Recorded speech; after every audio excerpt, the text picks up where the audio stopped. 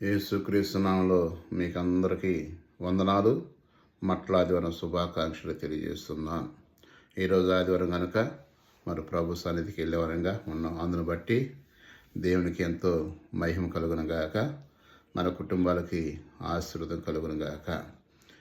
మరి మార్కు సువార్త 11వ అధ్యాయంలో, మరి మత్తయి సువార్త 21వ అధ్యాయము, లూకా సువార్త 19వ అధ్యాయంలో రాయబడి ఉన్న మాటలు ఏదంటే, ఆయన ఒక గ్రామంలో ఉండి శిష్యులు చెప్తారు, మీరు ఎదురు గ్రామానికి వెళ్ళి అక్కడ కట్టబడి ఉన్న గాడిద పిల్ల ఉంది, ఆ గాడిదని పిల్లని ఇప్పుకొని రండి అంటారు. దాని మీద ఏ మనుషులను ఎప్పుడూ ఎక్కి కూర్చుండలేదంటారు.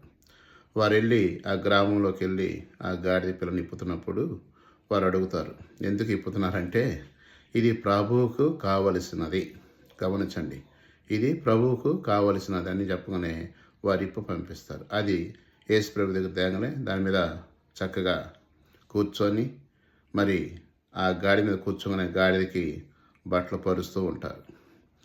ఆ జనసమూహం అంతా దావీదు కుమారుడా స్తుతింపబడునుగాక, నీ రాజ్యం వచ్చునుగాక అని కేకలు వేస్తుంటారు. అయితే ఇక్కడ గమనించాల్సిందంటే, కట్టబడిన గాడిద మనమే, అంటే పాపంలో కట్టబడి ఉన్నాం, మనల్ని ఇప్పించాడు, పాపం నుంచి విడిపించాడు. తర్వాత గాడిదకి ఘనత వచ్చింది.